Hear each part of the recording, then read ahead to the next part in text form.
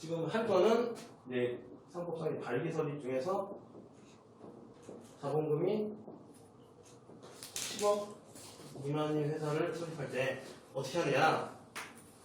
네, 뭐 일단 절차 한번 말씀드리고 이 내용을 좀 볼게요. 네. 일단 정관을 작성해야 되거든요. 정관을 작성하고 그 다음에 주식 발행사항을 결정해야 됩니다. 이게 상법상 내용이 있는데 전체적인 이 흐름만 말씀드리는 거예요. 발행사항을 결정을 하죠. 그리고 발기인이 주식을 인수하고 이제 납입을 하고 그 다음에 이제 발기인 총회를 열고 발기인 이게 주주예요. 주주 총회를 하고 여기서 이제 조사 보고 절차를 거친 다음에 마지막으로 이제 등기를 하면 돼요. 이게 일련의 과정인데 이제 이 내용을 좀 보기 전에 설명을 좀 잠깐만 드리면 정관 같은 경우에 절대적 기재사항이 있거든요. 그래서 정관에 무조건 들어가야 되는 거예요. 그래서 그 안내문을 보면 그 정관의 절대적 기재사항이 거기 다 있어요. 그래서 일단 목적을 적어야 되고요. 그다음에 상호, 그다음에 발행할 주식의 총수, 발행할 주식의 거기 주문에 나와 있어요. 그다음에 일주의 금액, 그다음에 설립 시에 발행하는 주식의 총수, 본점 소재지, 그다음에 발기인의 성명, 주소, 주민등록번호. 요게 그 정관의 절대적 기재사항이에요. 그래서 요거를 꼭 써야 되기 때문에 제 그 뒤에 보시면 안내문이 있거든요. 거기에 보면 이 목적 상호 요거를 다 제가 정하도록 이렇게 안내를 드려요. 그래서 289조 부분 나와 있잖아요. 정관의 절대적 기재사항. 그래서 이게 정관의 절대적 기재사항이고요. 네, 그 다음에 보면 안내문을 한번 보세요. 이게 제가 법인을 여러분이 설립하겠다고 저한테 오시면 제가 이렇게 보여드리는 안내문이에요. 이제 사람들이 이걸 보고 작성을 해주시죠. 작성하는데 이게 뭐 물어보세요. 이걸 한번 읽어보고 이게 뭐냐 이렇게 물어보시는데 제가 이런 절차를 이제 기본적으로 생각을 해놓고 여기서 들어가야 될 내용들을 제가 안내문에다가 이제 정리를 해드리는 거예요. 평소에 보통 분들은 이제 절차가 어떻게 되는지 모르죠. 근데 절차가 사실 이것도 없죠. 네. 절차가 없죠. 다 서면으로 하니까. 네, 실질적으로 이런 결의를 하고 뭐 발기인 총회를 하겠습니까? 안 하죠. 다 없는데 어쨌든 일단 서류상으로 많이 이렇게 하기 때문에 보시면 제가 이제 필요한 서류를 써놨잖아요. 네, 대표이사는 뭐 인감증명서, 주민등록표, 등본, 뭐 인감도장, 뭐 일반이사, 인감증명서, 주민등록표, 등본, 인감도장, 뭐 주주는 그냥 도장, 그 다음에 잔고증명서, 그리고 뭐 3번 보면 이사 또는 감사 중 주식을 보유하지 않는 일을 설명합니다. 이거 많이 물어보세요. 뭐 이거 뭐냐 이렇게 많이 물어보시고 그 다음에 이제 뭐 그 등기법상 인감증명서나 이런 등본 같은 거는 3개월 지나면 안 되거든요. 그리고 잔고증명서는 2주 지나면 또 가치로가 나와요. 또 이런 것들을 이제 먼저 안내를 해드리죠. 그리고 뭐 아래 보시면 본점 주소는 아까 정관의 절대적 기재사항이니까 당연히 알아야 되고 상호도 정관의 절대적 기재사항이고 목적 뭐 납입 은행은 이제 잔고증명서 보면 나오고요. 일주일 금액은 뭐 보통 이것도 정관의 절대적 기재사항이잖아요. 뭐 1,000원이나 5,000원 이렇게 많이 해가지고 공고 방법 그것도 정관의 절대적 기재사항이고 자본금은 이제 보통 많이 정하시고요. 이제 대표이사, 이사 이렇게 정하시고 주식을 몇 프로를 할 것이냐 이런 거 이제 막 비율 같은 거 그리고 어떻게 대표이사랑 뭐 어떻게 이런 걸 되게 많이 물어보세요. 보통 도대체 뭐 주주는 뭐 내가 왜 주주는 뭐 이사는 주주가 돼야 돼요 말아야 돼요 뭐 또 뭐 주주가 없는 이사가 있어야 돼요 없어야 돼요 감사는 꼭 필요해요 이런 거 많이 물어보시는데 어쨌든 그래서 그런 걸 바탕으로 제가 이렇게 안내를 일단 해드려요. 우리가 설립 등기를 할 때 어떻게 이제 필요 서류가 있고 무엇을 하느냐 그걸 한번 알아볼게요. 절차 대충 아셨잖아요. 그래서 첫 번째로 그 뒤에 있잖아요. 신청서를 첨부하셔야 돼요. 이 신청서를 써야 돼요. 두 번째 이제 가장 중요한 것들이 나오죠. 돈을 내야죠. 수수료 영수표 확인서. 네. 어디 설립할 때 얼마인지 아시는 분 계세요? 수수료? 아세요? 아실 것 같은데? 3만원이요. 네, 세 번째도 또 세금을 내야 돼요. 등록면허세. 네, 이 사람들이 저한테 자꾸 화를 내죠. 왜 이렇게 돈을 많이 내냐? 나한테 왜 그래요? 이거는 지방세. 지방세예요. 이게 좀 복잡하실 수 있어요. 이게 지방세를 내는데, 자, 보면, 이게 이게 과밀 억제권역이 있고 과밀 억제권역 외가 있어요. 과밀 억제권역 같은 경우는 이제 서울, 용인 아니에요. 용인은 빠져. 그러니까 제가 뭐 서울, 경기가 다 과밀 억제권역이에요. 근데 여기서 빠지는 게 용인, 약간 어저께 가는 가평, 평택 이런 데는 빠져요. 근데 뭐 안양, 예? 화성도 빠져요. 아 저거 이거 되게 어려운 건데 하도 많이 해서 다 외웠어. 화성도 빠져요. 자, 근데 경기도 보면 뭐 안양, 뭐 남양주는 또 뭐 간헐 특수 지역이라고 거기는 또 중간 지역이고 그 이외에는 또 아니에요. 기준이 뭔가요? 사람이 많이 모이지 원치 않는 곳. 예, 그러니까 여기가 산업화가 너무 많으니까 좀 오지 말아라. 예, 니네들은 좀 여기다 회사를 설립하지 말아라. 짜증난다. 뭐 그런 기준이겠죠. 예, 서울, 광명, 안양, 경기. 그래서 딱 보시면 이렇게 잘라가지고 이 위로 가면 자 일단 자본금이 있어요. 자본금에다가 1.2%가 들어가요. 이 등록면세가. 그러면 이게 만약 2,500만 원이면 근데 이게 하한선이 있거든요. 33만 7,500원. 이게 하한선이에요. 근데 2,700, 500까지는 33만 7,500원 안 넘어요. 1.2%를 하면. 근데 이게 3,000이 되잖아요. 그럼 1.2%를 하면 이게 36만 원인가 그렇게 올라가요. 그래서 법인을 설립할 때 똑같은 돈으로 할 수 있는 최하한선을 말할 때 보통 한 2,500 정도가 이제 33만 7,500원을 할 수 있다. 그렇게 말씀을 드리죠. 돈이 중요하잖아요. 근데 뭐 외로 가면 이게 자본금에다가 곱하기 0.4%가 되죠. 0.4%. 그러면 얼마냐? 11만 2,500원. 그렇죠? 왜 이렇게 되죠? 그래서 3분의 1로 줄어들어요. 3분의 1로. 네. 그래서 용인에 법인이 많아요. 이렇게 해서 세금이 그래서 요거를 납입을 하고 요거는 이제 관할 구청에다 내거든요. 네, 그래서 서초 보면 서초구청 얘들 이걸로 이제 뭐 그리고 여기서 중요한 거는 20%의 지방교육세가 분다. 지방교육세. 그래서 우리가 법인을 설립하기 위해서 내는 돈은 이 3만 원을 일단 내면서 이 등록명세를 납부를 하고 거기 20%의 지방교육세 여기까지 이 돈을 이만큼 내야죠. 그래서 다 합하면 거의 뭐 한 4, 50 되잖아요. 세금만 일단 4, 50 나가는 거죠. 네, 그래서 제가 뭐 법인 설립할 때 몇십만 원이 내면 사람들은 제가 그렇게 많이 받는다고 생각하죠. 네, 거의 3분의 2를 세금으로 내는데 잘 모르시죠. 그래서 이만큼을 세금으로 일단 내셔야 돼요. 요거는 요즘은 이제 인터넷 잘 돼 있어가지고 이텍스하고 이텍스. 근데 이게 되게 웃긴 게 서울 같은 경우에는 이텍스가 진짜 내가 볼 때는 서울이 진짜 잘 돼 있어요. 그래서 이텍스는 정말 편해요. 뭐 할 때. 근데 이텍스는 이게 되게 불편해요 너무. 그래서 확실히 서울이 그래도 빠르구나. 그래서 서울이 먼저 이렇게 하여튼 이텍스 들어가면 되게 잘 돼 있어요. 예, 우리나라 지하철이 서울이 제일 먼저 잘 되는 것처럼. 그래서 이텍스는 이제 지방인데 서울하고 딱 구별이 됐어요. 서울은 이텍스, 서울 이외의 지역은 이텍스. 그래서 두 가지 곳에서 하면 이제 인터넷으로 세금을 낼 수 있죠. 그래서 이렇게 뭐 카드 결제하고 하면 돼요. 구별을 이렇게 되시고 이것도 인터넷 등기소에서 납입을 할 수 있어요. 인터넷 등기소에서 납부를 할 수 있어요. 어쨌든 이렇게 하고요. 네 번째로는 이제 세금을 냈잖아요. 이제부터 이제 필요한 걸 첨부해야죠. 정관을 첨부해야죠. 정관을 첨부해야 되고 그 다음에 발기인 총회 의사록. 발기인 총회 의사록을 첨부하는데 발기인 총회 의사록에 이제 들어가는 내용이 뭐냐면 일단 정관을 승인해야 되죠. 정관 승인하고 그 다음에 임원을 결정해야 되잖아요. 임원을 결정해야 되고 그 다음에 본점 소재지도 정해야 되고 본점 소재지 그리고 조사보고 절차를 거쳐야 돼요. 그래서 이 조사보고 때문에 6번에 발기인 총회인데 이건 저기 그냥 기술적으로 들어가는 게 기간단축 동의서가 들어가요. 기간단축 동의서. 발기인 총회에 소집하는 기간을 단축했다는 거예요. 의뢰상 다 집어넣고 있어요. 그리고 그 다음에 조사보고서.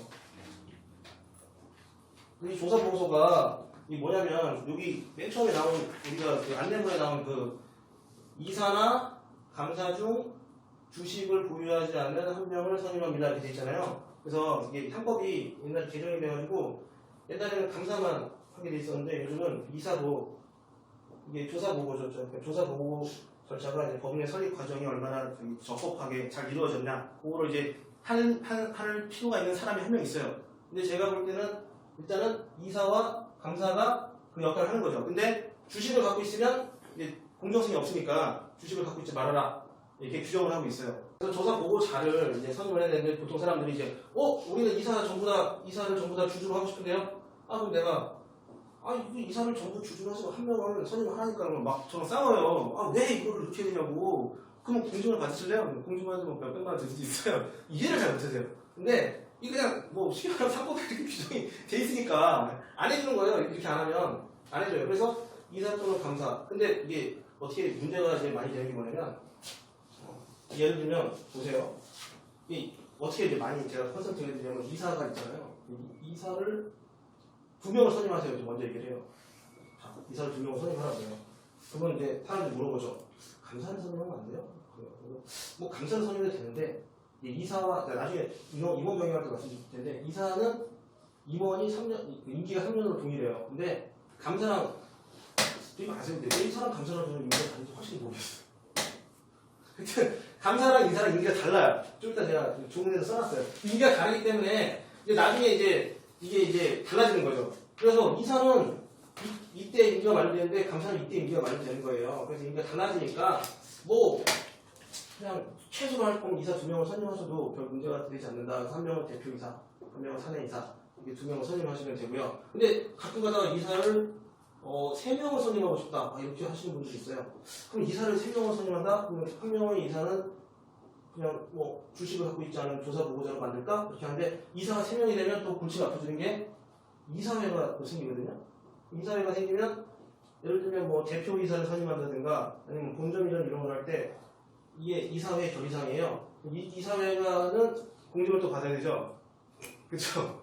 그러니까 공증을 받는 이사회가 생겨요. 그래서 솔직히 말하면 돈이 좀 많이 들어요. 이사회를 선임하면 나중에 주총도 해야 되고 이사회도 해야 되고 막 두 개를 막 같이 해야 되는 거예요. 그러니까 막 정관 변경하는데 막 본점 이전하는데 이사회도 해야 되고 주총도 해야 돼요. 왜냐면 정관을 변경하는 건 주주총회 특별 결의사항이기 때문에 당연히 주주총회가 열어야 되는데, 거기 중에서 뭐 대표이사를 변경하든가 뭐 어떤 사유가 있으면 또 본점 이전한다든가 뭐 이러면 또 이사회를 또 열어야 되거든요. 그러면 주주총회도 열어야 되고 이사회도 열어야 되고, 이게 그러면 이제 어떻게 보면 저한테 좋을 수도 있죠. 복잡해질수록 좋으니까. 하지만 그렇게 얘기는 안 하고 그냥 이사가 3명 하고 싶으면 이사 2명 하고 그냥 감사하면 선임하고 이렇게. 왜냐면 감사는 이사회 구성원도 아니고 뭐 여기 구성원도 아니기 때문에 그냥 깍두기 같은 그런 거기 때문에 이게 큰 문제가 없습니다. 이렇게 많이 말씀을 드리죠. 또 참고드리면서 이게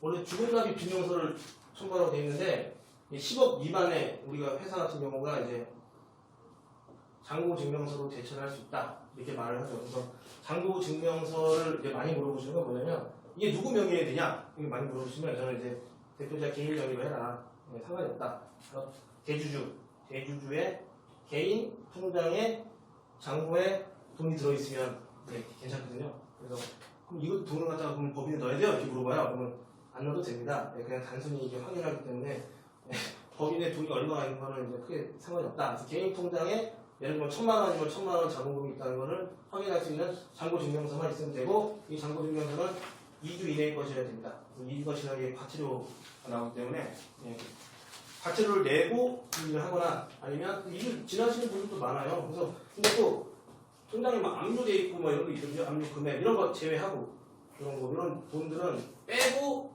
자본금이 넘으면 또 괜찮아요. 근데 이제 그런 것들이 있으면 이제 그게 만약에 자본금액을 초과하면 잔고증명서가 이제 유효하지 않으니까 부정이 나겠죠. 그래서 잔고증명서가 필요하고요. 그다음에 이건 뭐 별거 아니에요. 주식 배정표. 이거는 이제 주주가 주주정보 같은 거예요. 그러니까 주주가 몇 명이고 뭐 거기에 대해서 이제 뭐 몇 프로의 주식을 갖는다, 뭐 이 내용들이고, 주식 발행 사항 동의서 첨부하고 주식 인수증 첨부. 뭐 쓸데없이 되게 많이 첨부하죠. 인수증. 제가 그 잔고증명서 할 때 그렇게 말을 많이 하는 게 이제 제가 그 표현을 되게 좋아해요. 어떤 서대 법무사님이 한 말인데, 이 법무사는 법인의 산부인과다 뭐 이런 말씀을 하셨더라고요. 그거 맞는 말인 것 같아요. 약간 산부인과 같은. 그래서 법인을 이렇게 낳잖아요. 네, 그래서 법인은 은행에 은행으로 돈이 들어가면 이제 법인이 탄생을 하죠. 네, 그래서 이제 은행과 돈이 만나면 이제 법인이 이제 태어나는 거예요. 그렇습니다. 자, 주식 인수증을 첨부하고 주식 발행사항 동의. 이건 이제 발기인들 주식을 얼마를 뭐 만주, 뭐 2만주, 뭐 이렇게 1000만, 1000주 이렇게 주식 인수증을 첨부하고 그 다음에 이제 좀 중요한 건데 취임생략서. 이사들이 취임생략서를 첨부해야 돼요. 나머지는 뭐 별로 뭐 그런 거 없는데 여기는 이제 제일 중요한 게 인감도장이 들어가야 돼요. 인감도장. 취임생략서만 본인의 의사를 확인하기 위해 인감도장이 들어가고 이런 게 사실 신고적인 어떤 팁이죠. 이것 때문에 고생을 많이 하죠. 그래서 내가 처음엔 도장 얘기 하지 말까 하다가 나왔네요. 나머지는 다 막도장 찍으면 돼요. 예. 그래서 요것만 인감도장 찍으면 되고 인감도장을 찍으면 반드시 따라오는 게 본인의 의사를 확인해야 되잖아요. 그러니까 인감증명서를 첨부하죠. 근데 인감증명서를 어렵게도 와가지고 막 인감증명서 이걸 엄청 하는 거예요. 우리나라 인감증명 제도가 있어서 이렇게 나를 귀찮게 하냐? 서명을 하고 싶다! 막 이러시는 거예요. 그래서 서명을 하시면 본인 서명 사실 확인서를 떼셔야 되는데 그럼 직접 오셔가지고 모든 서명에다가 직접 이렇게 서명을 하셔야 되는데 그거보다는 도장을 갖고 오는 게 낫지 않을까요? 이렇게 말씀을 많이 드리죠. 듣고 보니까 또 그렇다는 거예요. 정말로는 발기인 전원에 도장이 들어가야 돼요. 그리고 발기인 총회 의사라도 발기인의 도장이 들어가야 되고 여기도 발기인의 도장이 들어가야 되고 여기는 조사 보고자의 도장이 들어가야 되고 여기는 법인 도장이 들어가야 되고 발기인의 도장이 들어가고 여기도 발기인의 도장이 들어가고 이렇게 다 들어가야 돼요. 그리고 이제 요거와 더불어서 해보려야 되는 게 주민등록표. 등록표 또 이렇게 등하고 이렇게 초를 딱 써놓으면 등초 이렇게 써놓으면 또 전화가 오라고 그래서 이게 뭐냐고 등본이나 초본이나 아무거나 첨부하시면 된다 이렇게 말씀드리죠. 근데 이거를 가끔 이제 실무상 아주 피곤한 게 주민등록번호 비공개 뭐 이렇게 많이 하시더라고요. 그래서 제가 주민등록번호를 비공개할 거면 주민등록번호 첨부하는 의미가 없거든요. 이 주민등록 등본의 어떤 의미는 등기할 때 나중에 등기부 뒤에 있잖아요. 등기할 때 그 이사의 주민등록번호와 대표이사의 주소가 기재상이란 말이에요. 이거 기재하려고 하는데 이걸 가려가지고 주면 사실 무슨 의미가 있겠어요. 그래서 주민등록번호 두 번을 첨부해야 되고 그 다음에 아까 전에 거의 다 왔어요. 이제 설립을 위한 서류가 그래서 설립을 할 때 서류가 이만큼 되죠. 한 책 한 권 되죠. 그래서 14번까지 했죠. 15번. 자, 요거는 잘 모르실 거예요. 인감신고서. 이게 그 법인을 설립해 보시면 아시겠지만 그 법인을 설립하면 법인 인감이라는 게 있어요. 법인 인감 도장 아시잖아요. 법인은 살아있는 하나의 인격체이기 때문에 사람들 그거 헷갈리시는 게 내가 있고 법인이 있으면 우리는 저기 다이다 있죠. 둘 다 사람이에요. 사람이라고 생각하시면 돼요. 그냥 법인은 사람이다. 그냥 죽고 살고 상속 이런 거 빼고는 다 할 수 있다. 그렇게 생각하시면 돼요. 근데 자꾸 법인을 이렇게 대표자랑 이렇게 막 엮어가지고 막 하시는데 그냥 법인은 그냥 독립된 인격체라고 생각하시면 그 무형의 인격체라고 생각하시면 돼요. 그래서 법인도 도장이 있어야죠. 법인도 도장이 있고 통장도 만들어야 되고. 예, 그러니까 자기들도 거래해야 되니까. 그래서 법인의 대표자는 그냥 대리인이라고 생각해요. 내 하수인 같이, 내 어떻게 보면 내 꼬봉, 너가 내 일을 도와줘라. 뭐 이런 사람이라고 생각하시면 될 거예요. 그래서 법인 인감 도장을 만들어야 되니까 그걸 신고를 해야 돼요. 그래서 법인 인감 신고서를 제출하죠. 그래서 법인 도장을 신고를 해서 이렇게 해가지고 인감 대지를 붙여서 이렇게 도장을 찍어가지고 되면 여기 이제 법원에 등록이 돼요. 예, 그래서 등록이 돼서 요 도장만 사용할 수 있어요. 그래서 법원에서 법인 인감 증명서를 만들죠. 증명서. 법인 인감 그러니까 예를 들면 우리 인감 증명서는 동사무소와 구청에서 뽑을 수 있잖아요. 근데 법인 인감 증명서는 법원에서밖에 못 뽑아요. 예, 그래서 이거 가지고 되게 화를 많이 내시죠. 사람들이 뭐 있다는 경우가 다니냐고 자꾸 전체 그래요. 맨날 내가 설립을 했었다는 죄로 법인 인감 증명서 어디서 뽑냐고. 왜 법인 인감 증명서는 구청에서 못 뽑아요? 그럼 나한테 그러지 마세요. 그러는데 이 법인 인감 증명서가 제가 알고 있는 바로는 가정법원이 있고요. 서초구청도 없어요. 강남구청은 있어요. 네.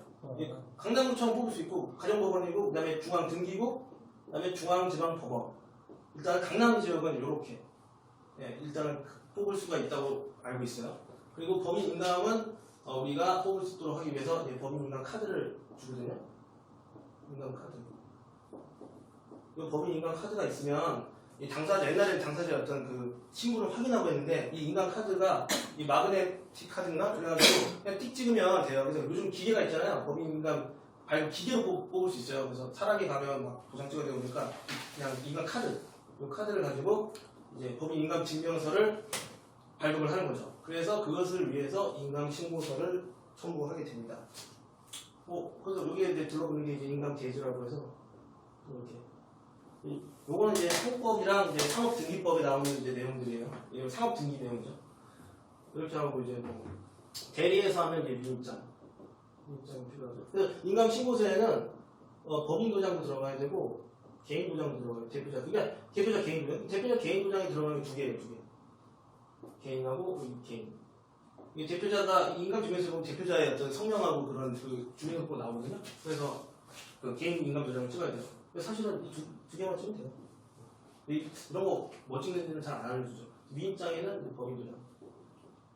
법인은 그냥 도장 하나 만들어서 찍으면 되고. 그래서 가장 중요한 건 사실은 취임생산서가 있어야 되고 인감신고서가 있어야 돼요. 정 안 되면 이거 두 개라도 어떻게 도장을 받아서 해야 돼요. 이런 것도 다 사실은 협의인장이 등기인장이에요? 네, 이거 아니면 뭐 등기 위임장. 법인 수집만 되는데 법인 도장을? 예, 법인 도장 찍어요. 저도 좀 이상하게 생각하는데 그냥 법인 이게 웃긴 게 이게 서면으로 할 때는 이렇게 하는데 저 같은 경우에 전자법인 설립도 하거든요. 네, 그래서 좀 나중에 좀 말씀을 드릴 건데 이게 좀 전자하고 서면하고 좀 달라요. 그래서 이거는 이제 서면으로 이제 신청할 때 이렇게 되고 전자법인 설립 이 전자 방식으로 설립하는 거예요. 그러면 좀 다르죠.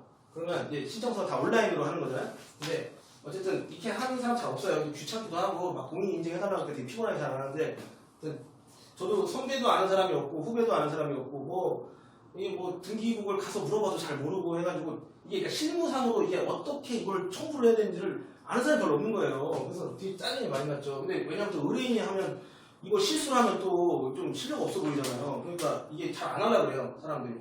근데 이제 하여튼 전자로 하려고 그러면 사실은 인감 증명서가 필요 없죠. 요거를 다 여기 공인인증서로 대체하는 거예요. 지금 제가 좀 전에 전자법인 설립 하나 광주에 있는 법인을 변경을 하고 이런 게 있어서 그런 걸 하고 왔는데 그래서 지방공인도 하긴 하거든요. 그래서 정관도 근데 이게 발기인의 도장이면 이게 주주의 공인인증서가 있어야죠. 인증서. 주주의 공인인증서가 있어야 되는데 제가 항상 지금도 제가 좀 고민되는 거는 이게 사실은 정관이 발기인의 막도장을 찍어도 된단 말이에요. 근데 그럼 제가 이게 궁금했어요. 항상 주주의 막도장을 찍어가지고 스캔해서 올리면 될까? 막 그런 고민이 되는데 그걸 못하겠어요. 근데 그걸 했다가 이게 안 될 것 같기도 하고 해서 공인인증서를 뭐 딴 데도 첨부를 해서 하긴 하는데 어쨌든 주주의 공인인증서 첨부해야 돼요. 이것도 발기인의 공인인증서, 발기인의 공인인증서. 이거는 조사 보고자의 공인인증서. 이렇게 되고 이거는 법인 도장이 들어가는 거는 이 대표자의 공인인증서도 바뀌어요. 이건 대표자의 공인인증서가 들어가야 되고 이런 거 다 대표자의 그 발기인의 공인인증서, 발기인의 공인인증서, 취임승낙서는 취임하는 자의 공인인증서 이렇게 되고 이거 주민등록부에 행정정보 공동용 그거 동의를 하면 이건 자동으로 이제 법원에서 등기부에서 이거 검색을 해서 확인을 하고요. 그래서 이걸 할 때 전자로 할 때 주소를 알려주셔야 되면 그냥 자기 주소 알려주잖아요. 그러면 자기들이 이제 검색을 해 그 사람들은 초본을 본단 말이에요. 그러면서 그 뒤에 뭐 가로치는데 무슨 동 무슨 아파트 이렇게 나오잖아요. 그게 약간 틀린 거예요. 글자 하나가 알려준 거랑. 그러면 이게 고정이 나와요. 그래서 내가 주소를 보통 이제 도로명 주소를 이제 이렇게 검색해서 넣긴 하는데 그거랑 초본이랑 또 다를 때가 있어요. 그래서 이제 웬만하면 초본을 좀 보고 써달라 부탁을 하죠. 하지만 초본을 그래도 안 봐요. 그래서 초본을 그냥 사진을 찍어서 보내달라고 내가 당신의 주소를 좀 찍어서 보내달라 이렇게 요구를 할 때도 있어요. 불안하면. 그리고 사실은 인감증명서도 문제가 많죠. 항상 인감 도장과 인감증명서 다르니까. 근데 인감신고서는 또 전달할 때 첨부를 안 해도 되더라고요. 이 자동으로 생성이 돼요. 그리고 이제 위임장도 자동으로 만들어진데 위임장인 대표자의 공인인증서를 이제 찍어야 돼요. 그러니까 이게 사실은 그 서면 신청할 때랑 또 전자 신청할 때랑 우리가 어떻게 첨부하는 서류와 도장이 약간씩 달라요. 그래서 제가 이게 전자할 때 이게 어떤 도장을 찍어야 되고 뭐 어떤 걸 해야 되는지 좀 찾아보려고 여기저기 많이 알아봤는데 명확한 지침이 잘 없어요. 예, 알기가 되게 힘들어요. 뭐 이게 어떤 그런 뭐 예규나 막 이런 걸로 막 이렇게 막 뭐 이렇게 해라 막 이렇게 명확한 그게 좀 찾기 어렵더라고요. 하여튼 그래서 이제 실무상은 그럼 이렇게 처리 절차가 진행됩니다. 그래서 이렇게 되면 이제 범인이 튀어나겠죠. 범인은 이제 탄핵을 하는 거죠.